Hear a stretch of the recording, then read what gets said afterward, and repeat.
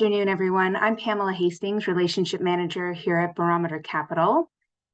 Joining me today in discussion is our Chief Investment Officer, David Burrows, and we will be joined by our Head of Trading, Diana Avador, to speak about the geopolitical issues that have arisen and how the market is taking the Middle East crisis. So we will turn the conversation over to David Burrows. As always, we are going to be pleased to address your questions at the tail end of the conversation.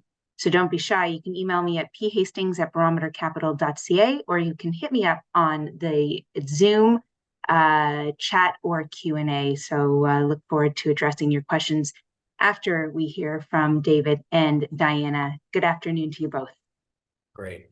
Thanks, Pamela, and thanks for Diana joining us.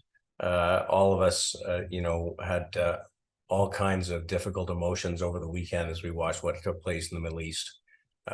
Certainly, I know on lots of clients' minds, lots of concerns.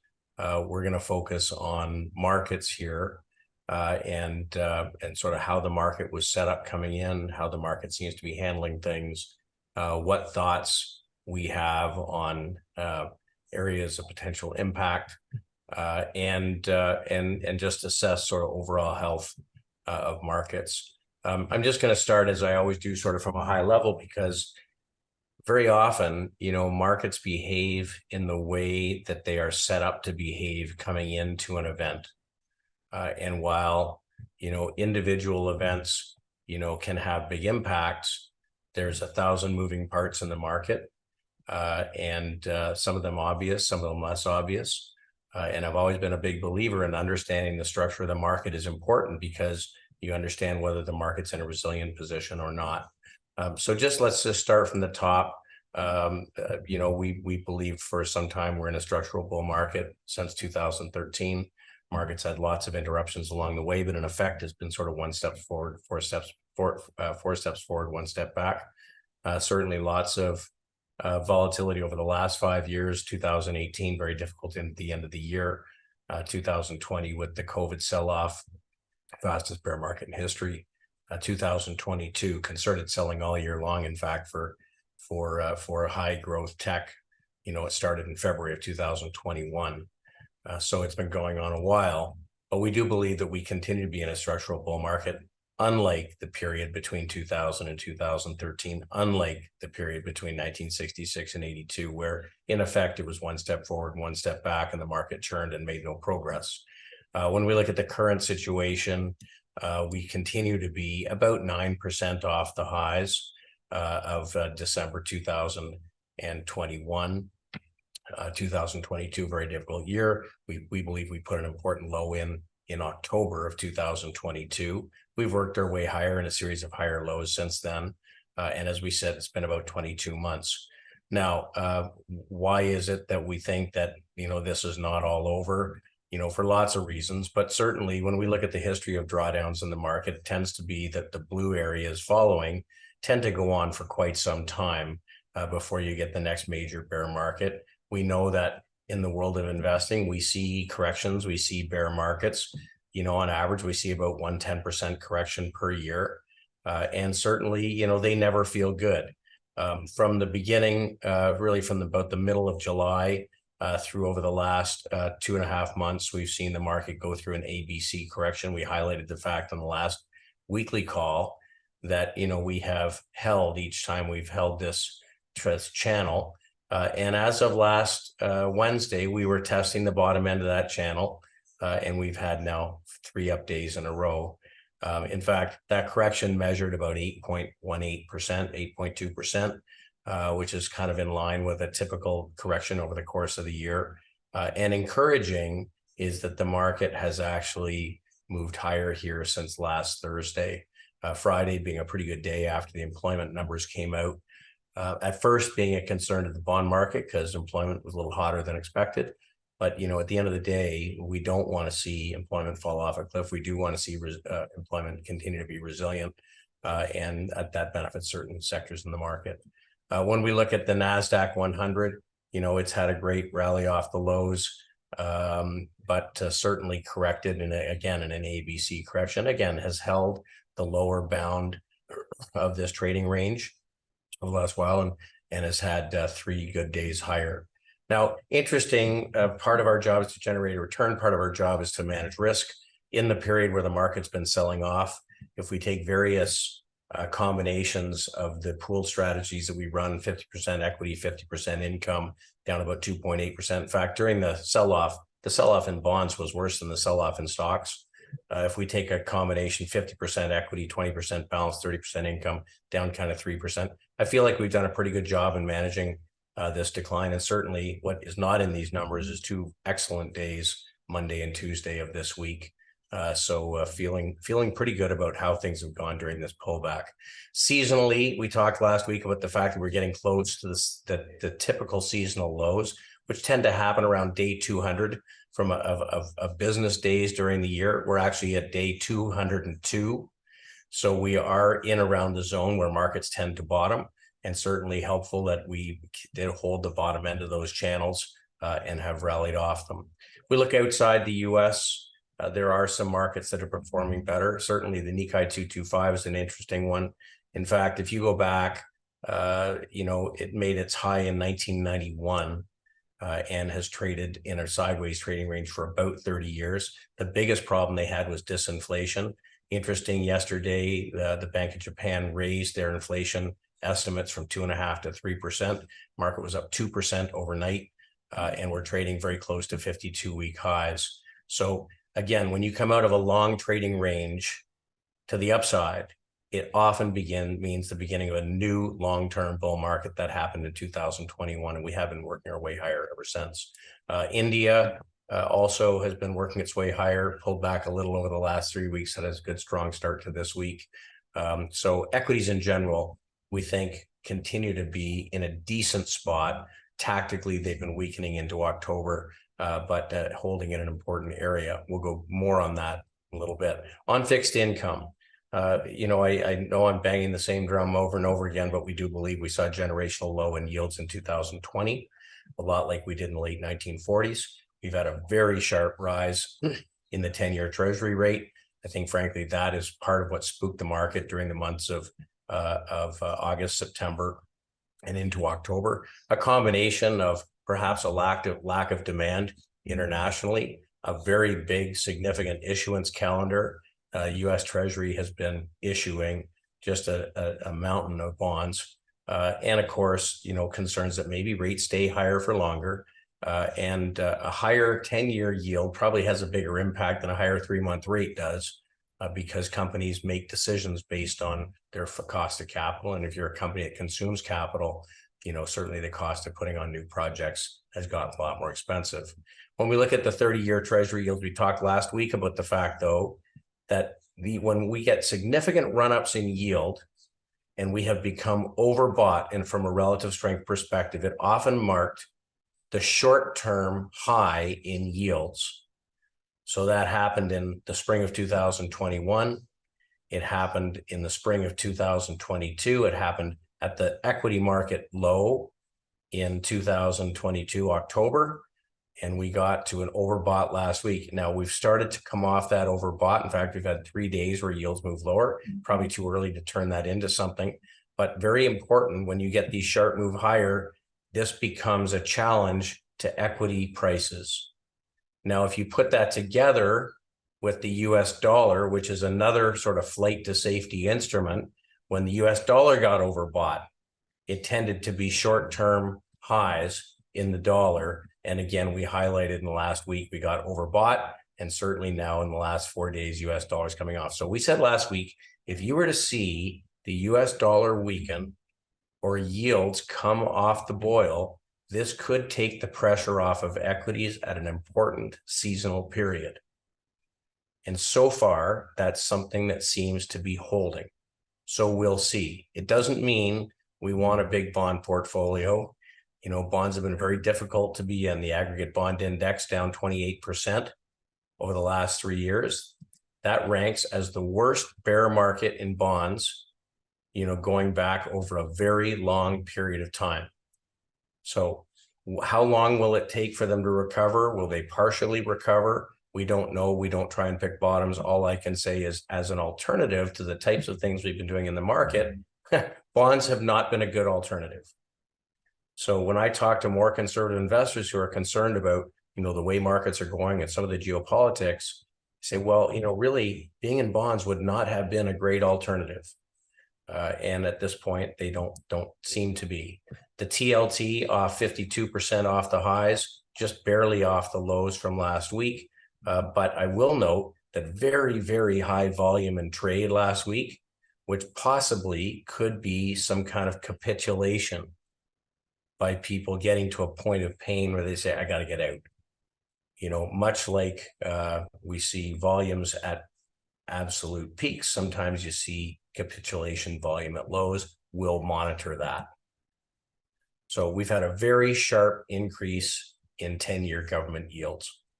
In fact, I do think it's interesting, 2 points. First of all, 5% has been the average yield over a long period of time. Now, if you put your head in the oven and your feet in the freezer, you get an average body temperature. It doesn't make much sense. Obviously, we've been much higher and we've been much lower. But the world has operated with 5% yields along the way. The second thing I want to highlight is that in the last generational low in rates, once rates rallied to 5%, it was about it for a while. You got yields pulling back, and that took the pressure off. And in fact, all through this period, stocks rallied. So I know higher yields are concerning, especially when they move up quickly. If they come off the boil, that can take a lot of pressure off stocks. And frankly, stocks versus bonds, stocks are outperforming bonds and continue to. So when we look at the alternatives as to where to build the portfolios, bonds have really not been the alternative. Stocks have been the alternative. And certainly within the stock market, there's strong areas and there's weak areas. We think that maybe we need to be targeted. Now, that's how we feel. This is how investors feel. They have been piling money into a losing trade, feeling that this might be a better place to be while pulling money out of equities, yet stocks are outperforming bonds. So I think it's really important to have an objective view, have tools to help you make decisions based on fact, not on how you feel. I know investors right now do not feel good. News items like things that happened this weekend are very difficult to digest and difficult to put into perspective from an investing perspective. Now, asset class, moving on to commodities. I think most people know we believe we saw a generational bottom in commodity prices in 2020 after a very poor performance, a terrible bear market that went on from 2008. We had a first leg higher. The commodities consolidated during the period that the Fed has been tightening. Over the last 4 months, it appears that commodity investors believe that the worst of the rate increases is over, and that we may be moving into the second leg of a commodity bull market. But again, how people feel. They have been big sellers of commodities all through this rally. If we compare commodities versus bonds, outperforming. If we compare commodities versus the equally weighted S&P 500, outperforming. So in order of importance, equities we do believe are in a long-term bull market, maybe coming out of a tactical bear market. Commodities, we believe, are in a bull market, and bonds continue to be in a bear market, although we may be getting to a point where things get a little bit better. We know when commodities start to do well, they can do well for a long time, and it's been only just the beginning. So that's kind of what things look like coming into this week and the first 2 days of this week. Over the weekend, I think we were all glued to the news. I've asked Diana Avigdor to join us today as our head of trading. Her ears are kind of closest to the ground. She carries on conversations with traders around the world. And I thought maybe, Diana, you could just give us a little perspective on the way you look at what's transpired over the last few days. Right. Thanks, David. I just want to give a tribute to the we're going to be talking about financials here, and it feels kind of cold. I just want to give a tribute to all the senseless lives lost in all of the regions in the world that are experiencing these kinds of things. And this weekend is not less than horrific. Sure that we came in on Monday thinking what's going to happen in the markets, and sure enough, the knee-jerk reaction was down, with oil rallying hard. It was up about 4.5%. But then sometime in the middle of the day, we saw, and the U.S. bond market was closed, so we couldn't use the bond market as a proxy. But the futures, the bond market futures globally, in Europe as well, you saw that those futures were rallying in the safety trade, so to speak, and the dollar was a little stronger. But it was a head scratcher because the dollar wasn't up all that much. It was dollar as measured by the DXY, which is a basket relative, which is dollar relative to a basket. It wasn't up all that much. Really, you mentioned this earlier, Dave. The market, how the markets is set up into an event matters here. And before the Middle East events happened, the bond yields have jerked up over the course of September, and the dollar has rallied and reached a high of 107.63 on the DXY index.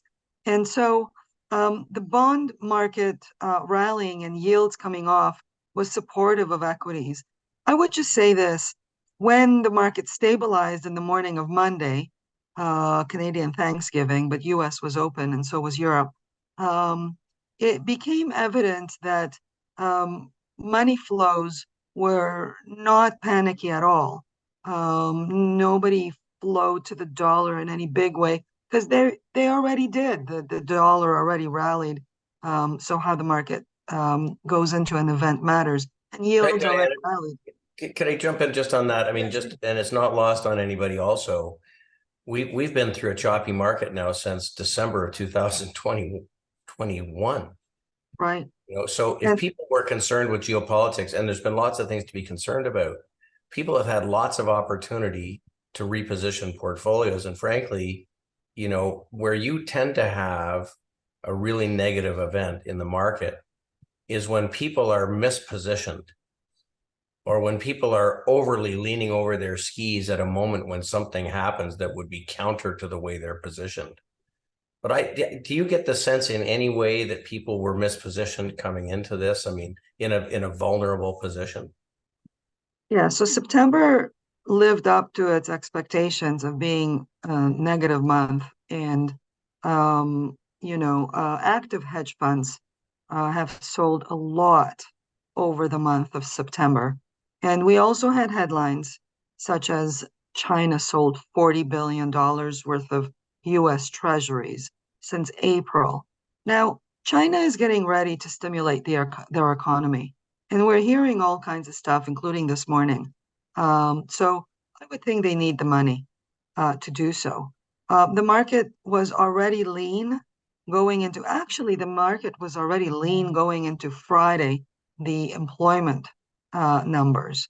That too saw the market sell off on the initial strong employment numbers, both here and in the United States. And, don't lose the importance of this.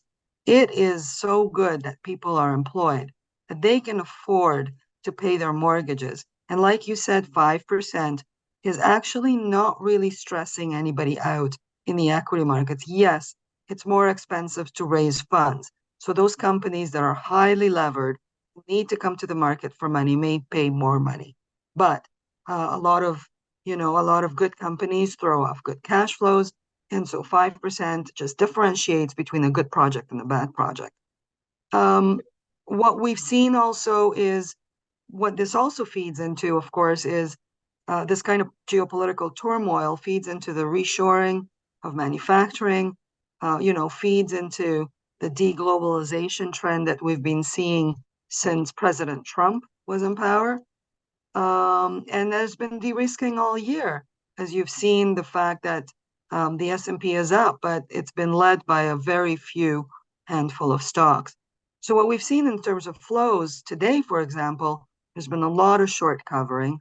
Yes, there's buying of bonds, but that's only supportive of more stable yields that have already jumped up in September.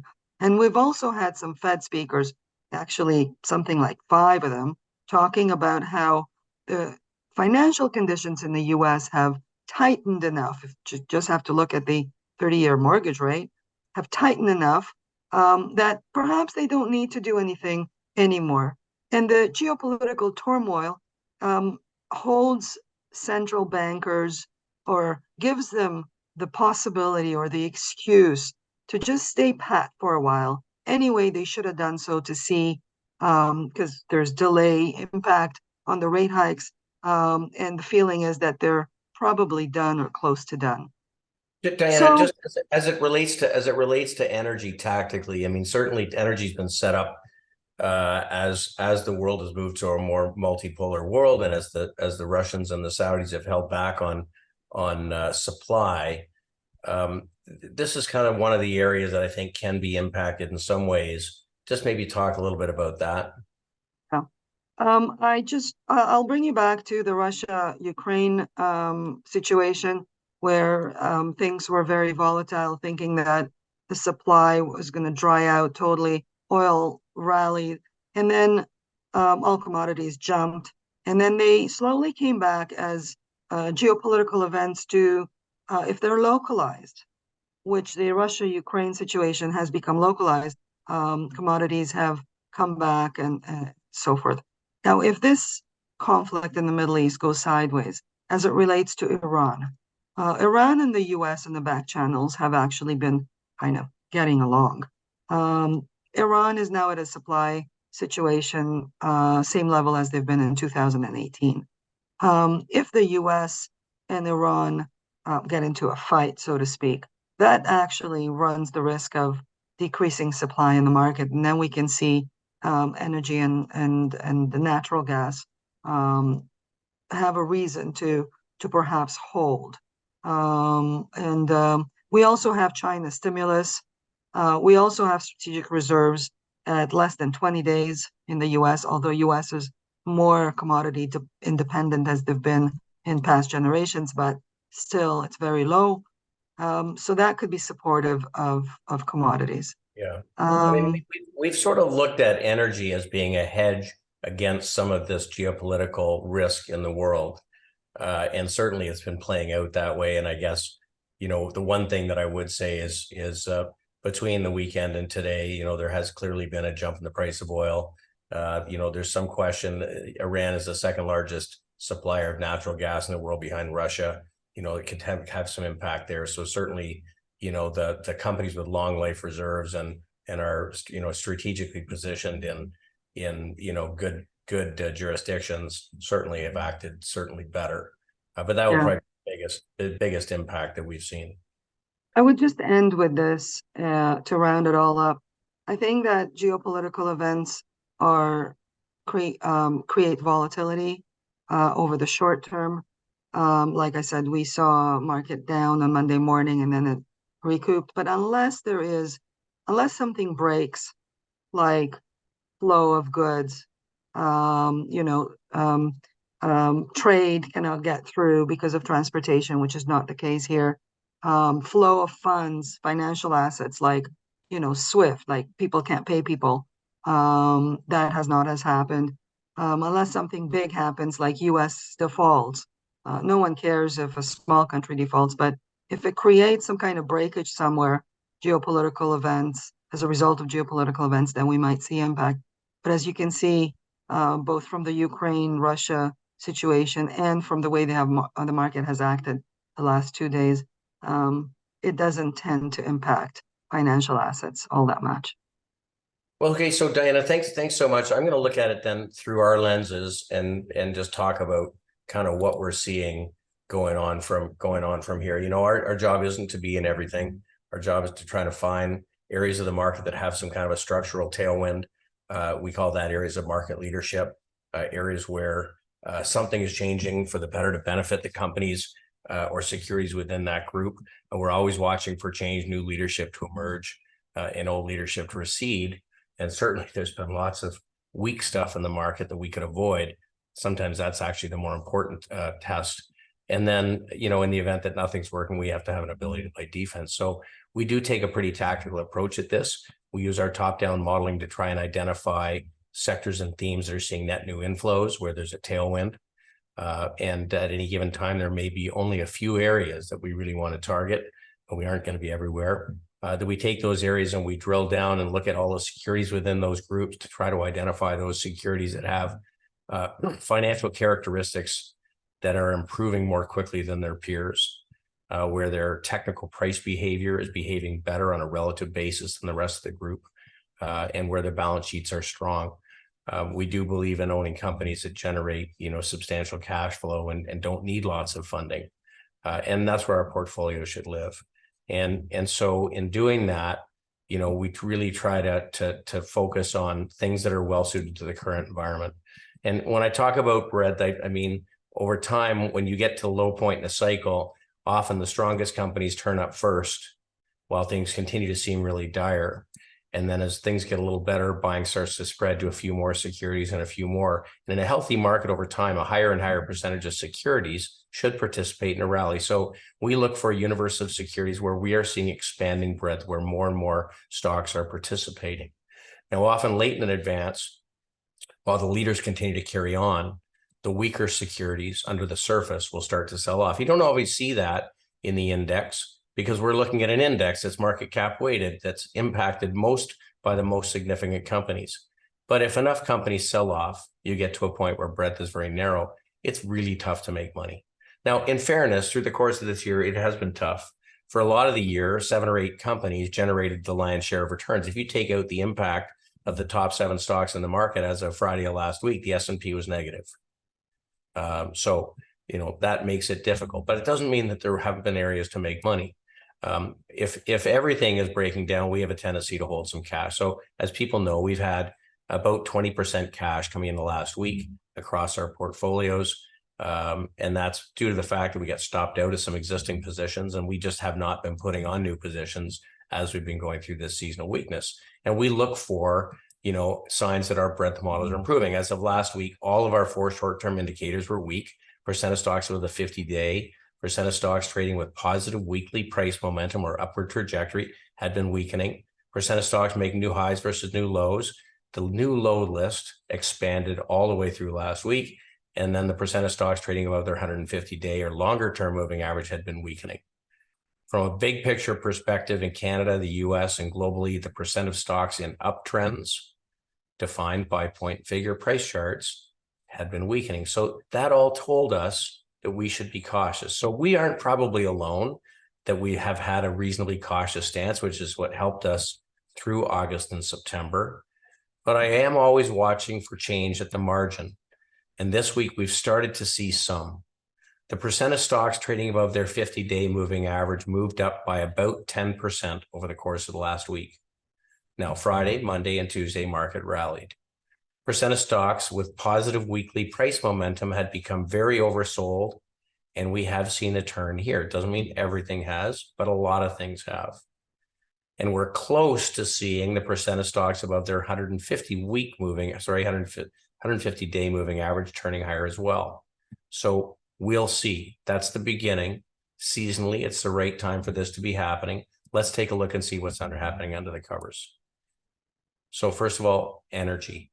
Clearly, when there's difficulty in the Middle East, energy is likely to have a bid. When there's conflict, between Russia and Ukraine, and conflict with, really the rest of the Western world, there's likely to be strong energy prices. Energy prices have been strong. This is the XEG capped Canadian energy index. We're trading very close to 52-week highs. And when the market started to look beyond the Fed, we've seen the beginning of a nice strong rally. That comes out of a period of bear market where ultimately the index fell 90% to the lows in 2020. And only in 2021 did we take out that trading range high. So they have held in remarkably well, pulled back through the course of the last 10 days or so. And of course, a very strong move on Friday, and then a strong move on Monday and Tuesday in Canada. Energy prices, again, pulled out of their trading range. They had a nice bounce over the last couple of days. So companies like Canadian Natural Resources with very long reserve life, we're trading very close to 52-week high. Very little degradation. We look at companies like Imperial Oil. Imperial Oil has broken out from its previous rally high, looks very attractive. And we have all kinds of companies. And I think the common characteristic is these are all companies that are generating very substantial free cash flow yields. In other words, generating cash beyond what they need to reinvest in the business to keep it operating. If they're generating this kind of cash, they pay out dividends, they buy back shares, and higher interest rates really don't hurt them because they don't need financing. Now, we look at energy versus the equally weighted S&P 500. After a very long relative bear market to the average stock, we have in the last 2 months broken out above that trend, which tells me energy is likely to lead for some time in front of us. And this is a sector that has been sold out of virtually every pension portfolio on the planet. Now, in the end of the day, we're going to continue to need energy. We want more green energy. We want other solutions, but carbon-based energy is going to be part of our supply, for a long time. So we do have a fair bit of exposure here in the services area, in the producers, and in the pipelines. Materials. Now, materials pulled back over the last 8 weeks into the rising 150-week moving average. I note that we've had a series of higher lows, behaving quite constructively.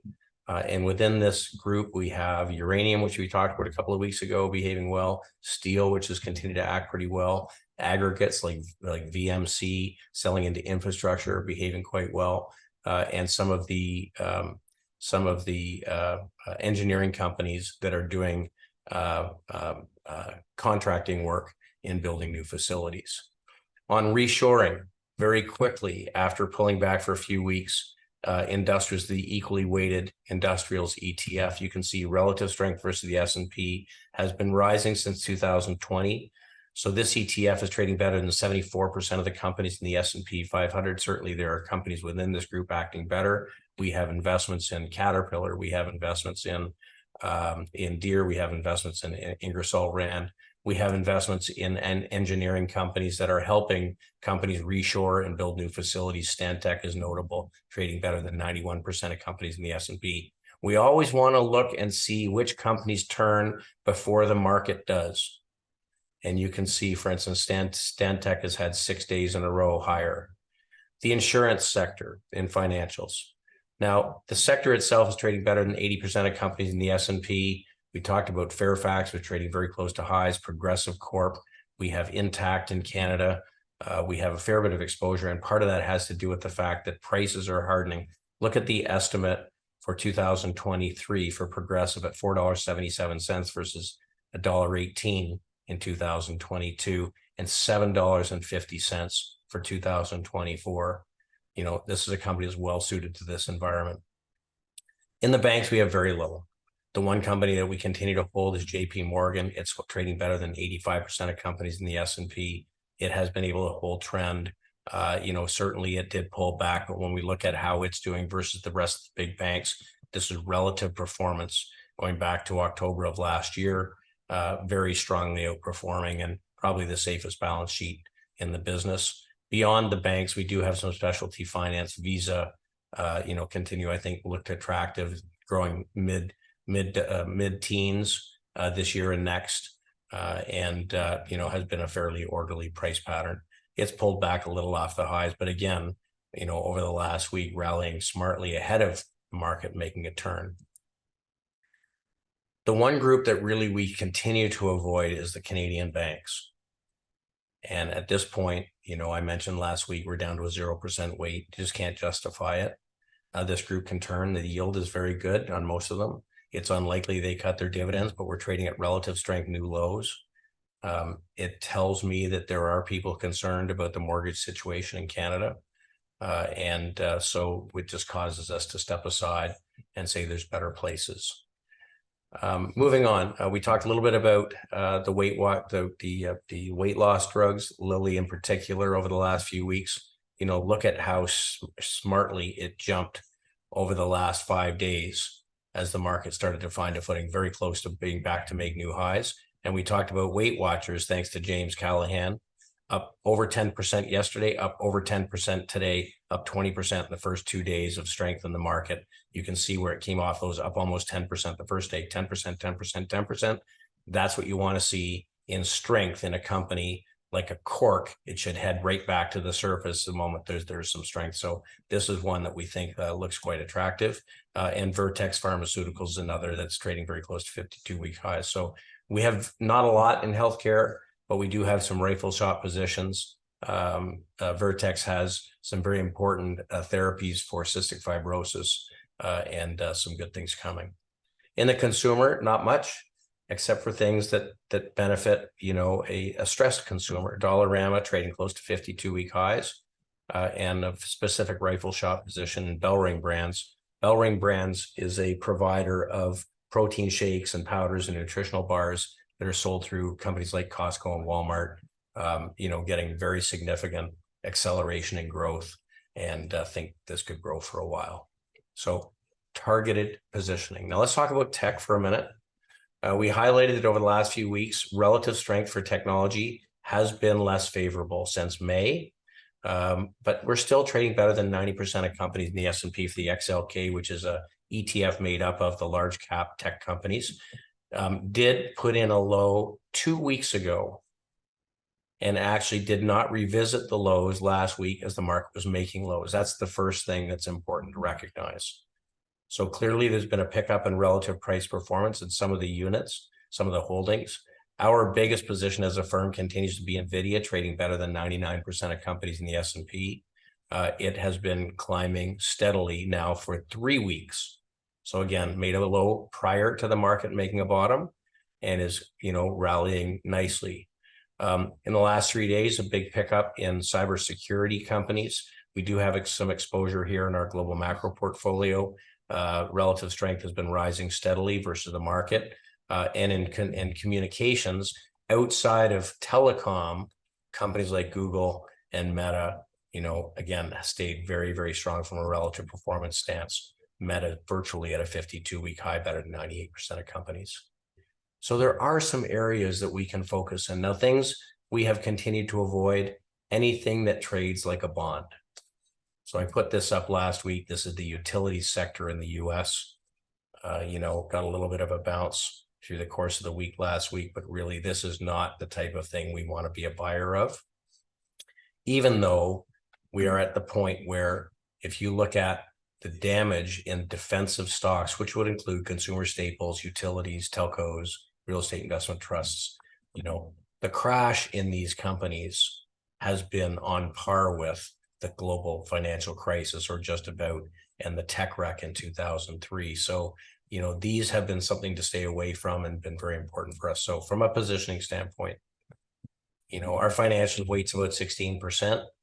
It's not terribly overweight. It's mostly focused in insurance and alternatives to banks. Energy is by far our biggest relative overweight. It's about a 4 times overweight the S&P. It's about in line with the TSX.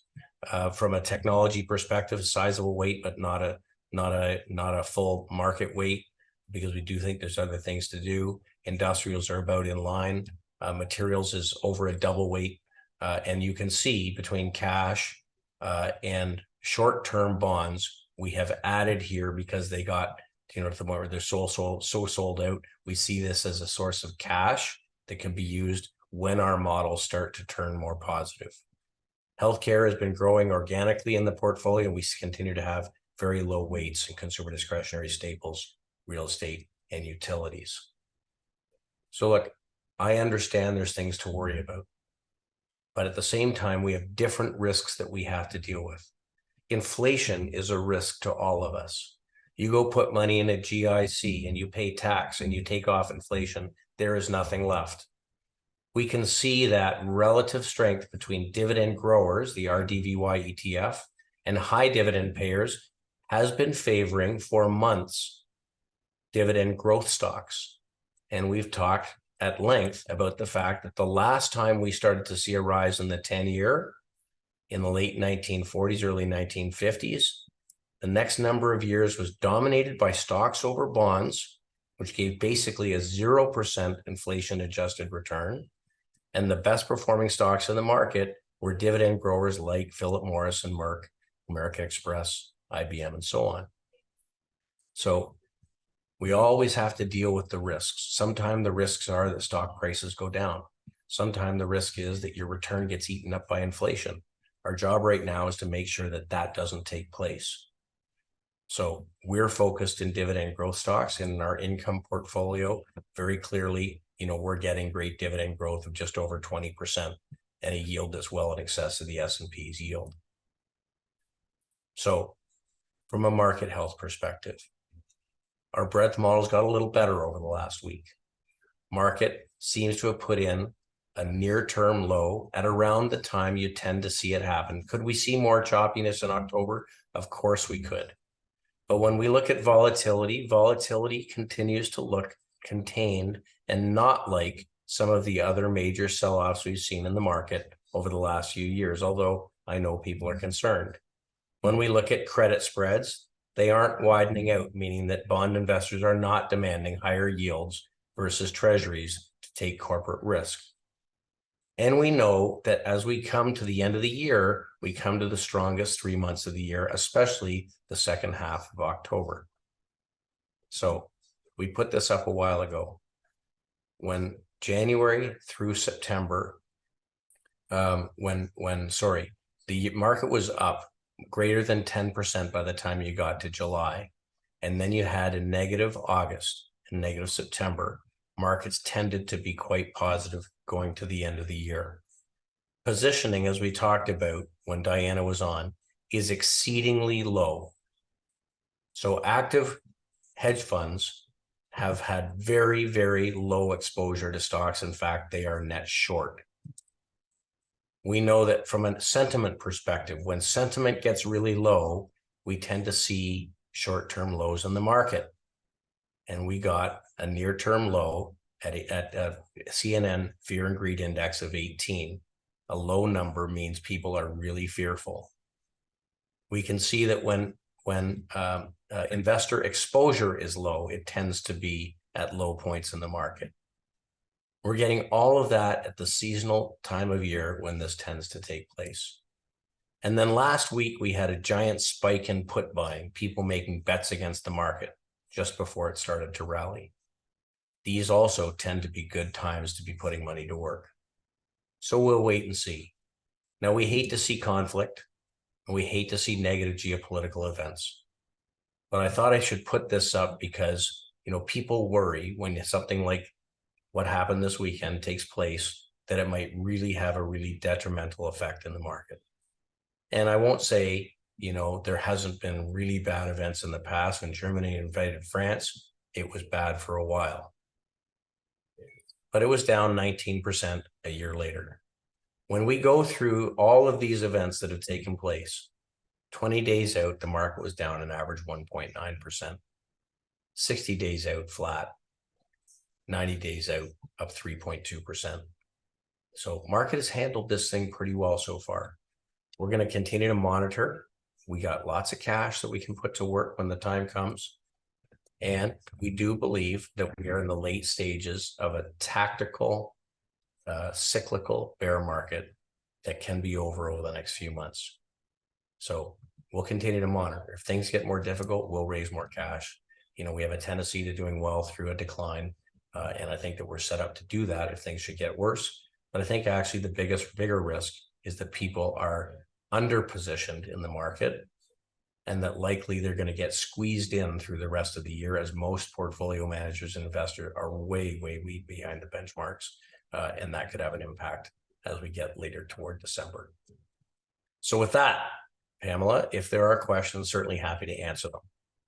Yes, David. Lawrence here has a question. He says, David, why do you pick short-term bonds as compared to money market funds? The yields seem similar. What is your comment there?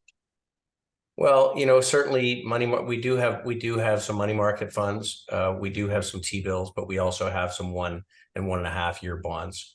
If the economy starts to slow down, they get the response that they're looking for with tightened rates. then you're going to get a move up in price in some of those short-term bonds. They're very, very liquid. They trade a lot like a T-bill. Very easy for us to exit. But in the meantime, we're also getting a pretty good yield. So, you know, we own a little of both, and I'm not making a major major differential between them, other than to say they're not 30-day T-bills that will have to roll over in 30 days if short rates start to back up a bit. Thanks so much, David. Well, that concludes the questions we've received this afternoon.